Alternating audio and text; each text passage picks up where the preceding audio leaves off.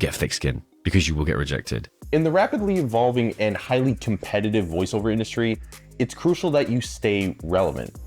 But how do you stay relevant? Well, getting behind the mic with me today is Elliot Hardman, a voice actor and audio engineer who has worked on a number of projects from high-end car ads to product commercials. So join me as I have a conversation with Elliot about his first steps into voice acting, his experience with audio engineering, and his insights on how to stand out in a competitive field. So you're what many people would consider a success already with working with companies like BMW, Vodafone, Maserati. But how did you start off in voice acting? So it's always a tough question to answer because it is a real sort of like long journey, and it stems mostly from being really into audio in the first place. Like, you know, I went to university and did audio tech. I did like mixing for films and stuff, and I've done music for 20 years, and all of this sort of like culmination of interests kind of led me to and after people being like, oh, you got quite a nice like low voice sort of thing, you just kind of give it a go. And I ended up just setting up a profile on a couple of websites, and I wish I could say there was more to it than that. It was just kind of a very right person, right place, I suppose. Very lucky. I got some good clients straight off the bat, and it just kind of all snowballed from there. I got very, very lucky with people returning to me. I got some great recurring clients off the bat, which really helped me get a footing in the voiceover sort of industry straight away, because I got great portfolio examples really early on, which, you know, portfolio makes so much difference in this industry. Yeah, exactly. And I have listened to your examples and your test reels, and they sound incredibly good. Also, your American accent can definitely pass in the US. Thank you. Might I just add. But yeah, so voiceover can be quite competitive, as you probably already figured out. So what skills would you say you brought like early on in your career that really helped you stand out? Was it like the reels, or was there also another element? It was definitely the audio engineering stuff for me. I think being able to send a client obviously this isn't something which is completely unique to me. There are obviously lots of voiceover artists who do have the editing skills. But, you know, having worked in films and doing dialogue editing in the past, I had this sort of like skill set of how to actually properly dive into a voiceover that I've recorded and, you know, cut it up, cut the breaths out, put it through a proper processing chain so it is broadcast ready. So you work with clients a lot of the time that don't have an audio team. It might just be like a production agency, which is just for video, but they don't actually have a sound team. So a lot of the time they really appreciate having somebody on hand, kind of in one person, who can do the voiceover and also the mixing at the same time. And that definitely helped me a lot to be able to say to these clients, you know, I can do this voiceover that you're after, great, but I can also, you know, cut out the middleman. I can mix it all for you. I can have it ready, and I can just send it to you, and it's ready to go. And it cuts so much time off their end. It cuts extra cost if they have to hire another sound engineer or something. So that I would say that was definitely the main sort of driving force of, it still is, to be honest, of my brand, I suppose you'd say. Yeah. So yeah, like because of course, like being able to be considered a jack of all trades, or a profession that's in short supply by trade, like you are, because you're audio engineering by trade, as you say on your website.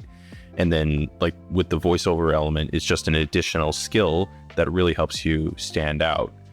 So that's also incredible, because yeah, that is like something that a lot of people do, but the fact that they are able to have those two skill sets combined really does seem to help you stand out. So you were more interested in the beginning of your career, but also like through university and stuff, you were interested in music tech and all of that, and you studied it in university. Would you say that's where you've acquired the majority of your skill set, or like has it been like through tutorials or research online?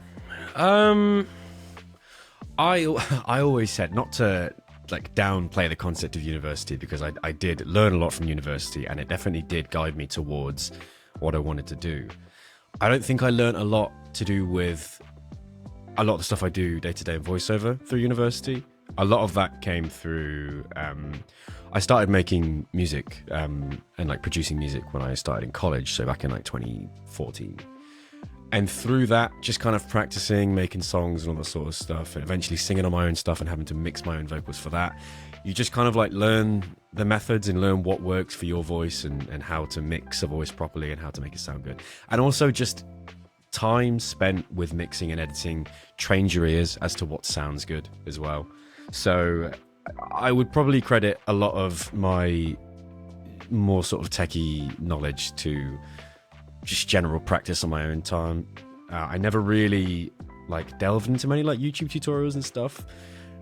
I did have peers as well. I've got a lot of good friends who are fantastic audio engineers, musicians who have done fantastically in their own right, and they produce all their own stuff. And I have them also as like a calling point to be like, does this sound good? You know, how would I fix this? So it does definitely help to have, you know, peers who are also really talented and can give you advice. But yeah, practice, honestly. It's like playing an instrument. Practice and learn, and it comes with time. Yeah. No, most definitely. Like, have you ever, like, do you often collaborate with like your peers or anyone you know on like audio production or like any voice coaching or voice acting stuff at all? No, you know, I really must confess that I am like a completely untrained artist, voice actor. I've never had any lessons. I've never done any coaching, which is obviously something which most people wouldn't recommend. It tends to be pretty good to have some sort of coaching, which again is why I'm so lucky to be in the position I am without that. But no, I've never really. I feel like I'm still fairly new to the whole voiceover, voice acting sphere. I've never really collaborated with anybody, obviously other than clients under that whole thing. I've collaborated with music friends in the past, obviously, and worked on music stuff, but that is a bit of a different thing to be doing. So, like, when someone does approach you, like with a voiceover role, how do you usually prepare for it? Like, what would you say is like your broad process that you go through when you're preparing for a voice acting role? Well, it kind of entirely depends on what they bring to me. First off, you know, you'll have a spectrum of clients. Some will know exactly what they want, and they'll send you a couple of references. I seem to always get the Nike one with Tom Hardy. I don't know if you've ever seen it. Oh, It always seems to be a classic that people use as a reference for me. Or they'll have heard one of my samples on my page. I did a Lexus one a couple of years ago, which like kind of kickstarted everything, and I always get that used as an example. So they'll send me a reference and they'll be like, this is what we want it to sound like. And great, I can go off, I can record exactly what I hear there, send it off. And most of the time, it's pretty close on the first iteration. Other times you'll get clients that just kind of have more vague instructions, which isn't necessarily a bad thing. It does give you a little bit of sort of creative control. Obviously, you get this a bit more with voice acting roles, you know, when they say like a character's cool, confident, calm or whatever, and you just kind of run with those buzzwords and kind of work with the idea in your head. But you know, a client can be like, we're looking for a corporate sound which is friendly but not too overexcited sort of thing, and you just kind of have to play around with that. So yeah, based off the brief that they give me, I'll just kind of sometimes if it's a really long script, I'll read like the first paragraph or something in a tone that I think works. I'll send that off to them and just be like, this isn't a final version, but do you think this tone sounds good? And if they then come back to me saying, yeah, that sounds great, I'll read the rest of it. If they come back to me saying, now we want a few changes, a little bit more like this, then I can just go revise it and send them another version. That's the general sort of process. Would you say that there is like a specific type of project style, so corporate or like entertainment or drama based, for example, like a certain type of voiceover role that you are best at?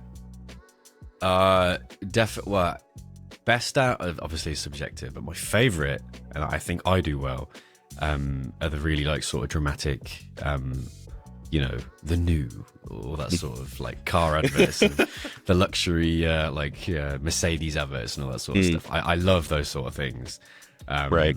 And I have been hired for quite a lot of those in the past. Again, because that Lexus one I did, it is one of those. And because it's like the front of a lot of my portfolios, they always hear that and they're like, wow, that's what we need. And then that's what I end up getting hired for. But Yeah, definitely those sort of like really smooth. I think it just works well having like a lower voice. Obviously, you can kind of sell that sort of like sophistication, I suppose is the word. Suavity. Yeah. For that sort of product. Yeah, no, that especially works on American audiences. We definitely love the British accent to sell most of our products, because then like it says like, oh, we didn't just like go to someone in Arkansas to do the voiceover. We got someone from the UK who has an authentic British accent. So would you say that that Lexus commercial was one of your favorite projects, or would you say there's another one? Well, the Lexus one was a mock-up. It was before I even started properly doing voiceover stuff. It was right at the beginning, 2020, I think I made it. And it was, I just wanted to kind of prove what I could do. So I took, it was an old Lexus UX advert. I think it came out in 2019. So I grabbed the video from YouTube, took all the sound out, and then I composed my own music for it.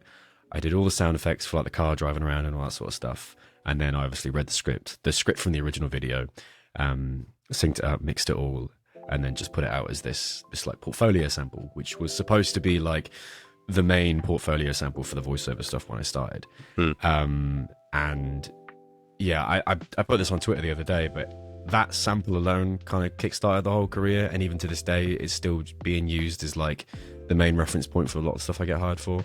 And it really does just go to show like how powerful a really good reel or a really good sample or a really good portfolio can be for, you know, voiceover or voice acting. Yeah, absolutely. How many reels on your portfolio, or how many reels in total do you have? So I always have two. So I have commercial one, and then I have the character one. I tend to rotate them like every couple of months, 3 or 4 months. I'll just create a new one. If I have like a quiet day where I've got no projects, I'll just jump in the booth, get a couple of scripts, and put something fresh together, because I like to keep it fresh. And if I feel like I've improved, or if my setup's improved or something, I want to show that off, you know. So yeah, always got the two. It helps to be able to do them myself. Obviously, it's not as accessible for people if they have to pay, because they can be quite expensive to get reels done. So I appreciate that from that perspective. But yeah, keeping them fresh. 2 at least if you're doing commercial voiceover as well as voice acting, just to show you've got the chops and everything, really. Yeah. So from when you started in 2020 with the Lexus mockup, how many projects since have you worked on? Oh, in total? Roughly in total. I would say 2,000, just over 2,000-ish. But there's a lot of smaller projects in there as well. Yeah, I was gonna say that number is far higher than I was expecting. No, I've obviously let my voice to a lot of smaller projects like startups and student projects and stuff like that as well. Like a lot of them are lower pay, and it was a lot of stuff, you know, to get the career off the ground as well. Like, right. I've no shame in saying that I've done smaller projects. I think everybody should, to be honest. But yeah, I've been very lucky to have a lot of work in the time I've been doing it. Yeah. And so you record and edit your reels and your projects in your own studio, which I can see in the background, which looks pretty good as well. Was that brought about because of COVID as well? Because everyone was confined to their homes and you just saw the opportunity just to do it all from home? Or was that something you had planned for a little while before? I never really planned to get into voiceover, to be honest. It was really kind of a spur of the moment thing, but I started it during COVID. So I never really saw the whole voiceover sphere before COVID, which I imagine was probably more in person in studio stuff. But I think since COVID has happened, so many voiceover artists have obviously created these home studios, and so many people have these home booths now to be able to record everything from home. The in-person sessions just aren't really a thing anymore. So it kind of feels like a necessity in this day and age as a voiceover artist. Again, I can't speak for beforehand, but it feels like a necessity now to have the facilities to be able to record from home. Because if you don't, I feel like you would probably get not turned down, but like you would lose jobs over people that do have home studios. Yeah. So like with that, are you aware of, or have you ever experienced any like issues or challenges working in the voiceover industry so far? I mean, I've had plenty of issues with the job, like just being a voiceover artist, working from home, that sort of thing. The industry itself, I think it's very competitive. I think that's the main issue for me. It's the same with any creative industry. Anybody who's artist, musician, dancer, any kind of performing arts, whatever, it's incredibly competitive. Everybody wants to do it. It is the dream job for a lot of people. It's the dream job for me. That is the main crux. If you get into voiceover, you have to be ready to get rejected a lot. If anybody ever asks me advice for voiceover, or voice acting, it is always just get thick skin, because you will get rejected. I remember seeing an interview from Matt Mercer, obviously incredibly popular voice actor, incredibly good voice actor. And even he was saying that, like, he applies for auditions for so many roles and doesn't even get like half of them. And this is like one of the best in the world. And I always like to use that as a reference, be like, it doesn't matter how good you are, clients are not always going to pick you because you're not going to be what they're looking for. That doesn't mean you're not good. That means that you're just not the vision they had for that role or for that voice or for that character. And you need to be able to handle rejection, because if you don't, you'll get demotivated, you'll burn out, and it just won't be for you. Yeah, absolutely. Because I've experienced that as well before, not in the voiceover industry, but with like the creative industry overall. Is just the only way that I was able to effectively get out there was to expand my skill set, which is essentially what you've done. And you've been able to find projects, but then also you've been able to accept the rejection from some projects as well. So that is a pretty important lesson, I would say, is definitely, like you're saying, develop thick skin as Absolutely, well. Yeah. So would you be able to discuss like a particular project that was slightly challenging? There's one that always sticks out to me. I had to do a VR mentor thing where it was a project which was in VR for, I'm trying to remember the exact sort of specifications. It was a project that was supposed to help people with anxiety or social anxiety issues. It was supposed to try and help them learn communication or be better in social situations. But as well as record the voiceover, I had to do facial tracking as well. And this was a couple of years ago. So this was before I had a proper booth. And, I've no shame in saying when I was like fairly early on in my career, I was recording with this microphone. This isn't my work microphone anymore, but I was recording with this with a big, thick pink duvet over my head, which was working as my soundproofing, which, it worked. It sounded good. But, in the summer when it's 30, 35 degrees and you're sweating buckets, it's no good. Yeah. And that project came in the summer, and I had to, it was like probably 2,000, 3,000 words, split into different scripts, which all wanted to be different files and all this sort of thing. So I was constantly editing and cutting these clips into different files, which takes a long time as well. And then for the whole thing, I also had to record my face. So I had to have the blanket set up in a certain way to have the camera recording my face and be able to capture my facial expressions without the microphone being in the way, without the blanket falling down, sweating. That was tough. That was definitely one of the harder projects, more from just a functionality standpoint, to be honest. That definitely sounds like my version of hell, because I cannot put up with heat. I come from Tucson, Arizona in the US, and the UK's version of a heat wave is our version of a Tuesday afternoon, essentially. And so that definitely does sound like quite a bit of a struggle. Yeah, it was nasty. Have you done work that has nothing really to do with voiceover, like more from the audio production side? Like, have you ever been behind the scenes on that before? Yeah, I mean, before I even did the voiceover stuff, I did a lot of work in film. that was the original thing I wanted to go into. One of the final modules I did at university was an audio post module, which is all like sound for film. And for that module, we actually had to work with a director. It was a director called Isilde Lebesco, who was a French actress who was directing her debut. I believe it was a debut. And for that project, we basically all got assigned a role. I was the dubbing mixer, which basically meant that I was the final stage who received all the files and mixed everything. But we all kind of ended up branching into different roles. We had like ADR, we had ambience, music, sound effects, everything you'd need in a film, basically. So that was my first kind of introduction to film. When I came out of university, I did a few films with a local production company who did like a Stephen King adaptation and some other stuff. In COVID, we did a film with I actually don't know how to pronounce his name because it's Welsh, but the actor who plays Ramsay Bolton in Game of Thrones, and Gavin and Stacey, Matthew Horn, who plays Gavin in that. We did a film with them, which was like a mid-COVID thing, so it was all online, and that was quite an interesting one because I had to mix and edit dialogue that was recorded through webcams, which, as you could imagine, was not fun. Oh Lord. Not fun at all. In very, very hard surfaced rooms, so not fun.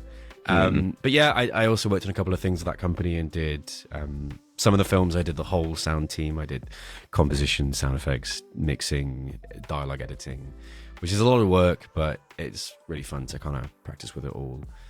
And even since doing the voiceover stuff, you know, I've had even clients that I've worked with for voiceover who know I do audio engineering have sent me voiceovers from other voiceover artists that they've worked with and been like, can you mix and edit this? And I'm like, yep, fine, no worries. So it's probably another place where it helps to have those skills because you get kind of known for doing it. That's pretty, yeah, that's all in, like, just incredible. The fact that you're able to like maintain these relationships like after you've already done it, because a lot of the time, sometimes it can just be like, oh, record one line, then they move on. But the fact that you're able to like build these relationships as well is pretty impressive as well. So on your website, it's no secret that you're also a gamer. Yeah. So you particularly enjoy your horror games, but there's one project I want to ask you about, which has yet to be released, which is Fallout London. And you've been able to secure a role in that project as well. How did that project come about? Now we're talking like 2 years ago-ish now. It was a long time ago when I actually auditioned for this role. But from what I remember, it was just kind of your classic, something got reposted on Twitter, casting call, you know, Fallout London, big Fallout 4 overhaul mod is casting. And I believe it was more of a roster thing when I first auditioned to it. So it was kind of a Google form with just all your details, a sample of your studio, a sample of your work. And then if you kind of got added to the roster, they'd find a role for you, and then you'd go ahead with that. But yeah, that was the general process. It was really just a simple casting call on Twitter, which just turned into being, you know, part of this, what is now, I feel like, a pretty huge deal. You know, we've got Neil Newbin on it, for Christ's sake. Like, it's a pretty big thing. Yeah. Are you able to like disclose anything about the project as of now, or is it more hush hush? Yeah, I mean, I play like a pretty pompous, highbrow British character who is just, you know, bit of a toff, not really a very likable person. But it's going to be fun to see people blowing me up and shooting me in every which way. But yeah, like was it so like obviously people shooting and blowing you up? But in addition to that, was there like any particular aspect of working on this project or when it gets released that you are looking forward to, or just excited to see? Oh, I'm just excited to see myself in a game. I've obviously worked on games before, but like an open world game, I love the idea of being just an NPC in an open world game who someone can come up to you and talk to you, and then, you know, if they shoot you, you've got all these like different variations of telling them to bugger off, or you know, shouting various curse words at them. it would just be really cool to see myself as a character, really. Yeah, like that's something I wish I could do. Obviously I would need to learn how to properly be a voice actor, like be able to like develop connection and like join like multiple voiceover platforms. But like that would be such like a long shot to try and get like an NPC type role or any video game role. But that's also something I wish I could do as well. I don't think it's a long shot. I think anybody could do it if you know, put enough time and effort into learning the chops and all that sort of stuff. That is true. That is definitely true. How would you say, like since you started abruptly from 2020 to now, how have you seen the voiceover industry change, and has it been for like better or for worse in your opinion? I think, if I'm completely honest, I don't think I've seen it change a hell of a lot. The biggest change obviously is the fear of obviously AI coming in, which has developed a lot over the last year or two. Again, going back to what I said earlier, I never saw the voiceover industry before COVID. I imagine there's been a lot of change since, you know, pre-pandemic to now. I imagine it's completely different. But for me, it's been pretty much the same. You know, home studio, very, very rare call-ins to studios. It's been pretty similar. Whether the looming threat is going to change that, I don't know. I don't think so personally, but I don't know. I'm eager to see what will change in the future. But at the moment, fingers crossed, everything seems to be kind of business as normal. Right. And you also did mention AI, and I was wondering if you also have like kind of like an opinion on how that can affect either the voiceover or music production industry, because we've seen examples where AI can actually create songs from scratch based on short prompt descriptions before. I'm not sure if you have an opinion on this, or if you have any insight. My general opinion is, maybe I'm naive. I don't think I'm particularly worried about AI. I think there's too much human expression in music and performing arts and anything creative that I don't think AI will ever really be able to grasp, no matter how much you train it. I think it's like a societal thing, I suppose, or like a thing that's so unique to us as a race, to be able to express ourselves in the way we do with music and art and all that sort of thing, that I just don't think AI will ever be there. And when it comes to voiceover work and voice acting and stuff like that, again, and maybe naive, but I truly think that too many companies and brands and clients are too hesitant and reluctant to use AI just because of the sheer backlash it gets for using an AI voice or AI art. I mean, I went to watch Late Night with the Devil recently, a great film, but they used AI art in the middle of it and it just got review bombed. Everybody just, you know, dunked on it just because they were using AI. And I just think that'll continue, and it always will do. Creative industries are going to boycott stuff because of it. So I really feel like there may be the odd job which will get taken by AI because some people just won't care. But I think those people would have just cut corners in the first place anyway. You know, they'd have tried to chance people to do free work or, you know, steal work or something like that. I think it's no real loss if they're going to, you know, waste their reputation on using AI. Yeah, no, because like that's kind of been like the general consensus is that AI can be seen as a tool, not as a method of replacing people's jobs. But if it is replacing like someone's profession or something like that, it's mainly because whoever is like using it is either trying to cut corners or they're just trying to help save costs. It could even just be like, oh, no one wants to do the task, there's a tool that can help facilitate that. But yeah, I have seen that also quite often, is that like as soon as any mention of AI, a lot of times it can get review bombed because it's seen as like, oh, they're not putting in the effort, or they're trying to seem like they're trying to mislead their audience or something like that. Absolutely. I mean, like the Wonka experience like says it all essentially here in Glasgow. like where they use the AI Wonka, art. Yeah. That was a disaster, though. It was That was especially bad. quite horrible. But no. Yeah. So would you say, or is there any additional advice in addition to what you've already said that you would give to aspiring voice actors, regardless of their demographic? So, I mean, I've been trying to share as much like audio tech knowledge on my Twitter as I can at the moment, and that will be my first point of advice: is learn a bit, because it will really help you. Specifically using stuff like RX to edit your voice, learning how to actually properly dive in and cut unwanted sounds out. Learn what sounds good. Learn how to make a good recording space, because if you don't have a good recording space, you're going to lose jobs pretty frequently. So I think, pardon me, yeah, definitely learn a little bit of audio engineering. You don't have to go crazy. I'm not saying do like a full course and learn how to compress and EQ and everything. I'm just saying it would really help you to just take a little bit of time and like a day out to just kind of read up or watch a couple of videos on the software you've got at hand and learn how to use it properly.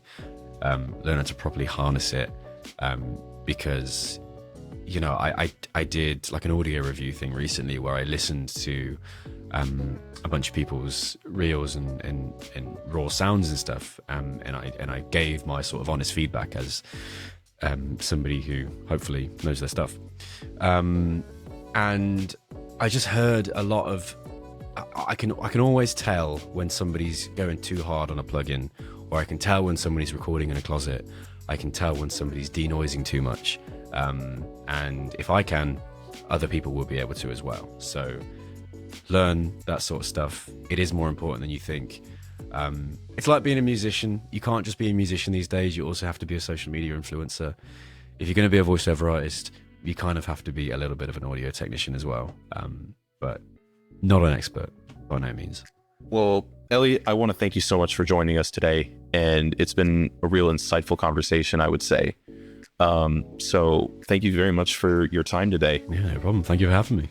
Thanks so much for watching. If you enjoyed this video, then leave a like and a comment below, and subscribe if you want to see more voice actor interviews like this in the future. See ya!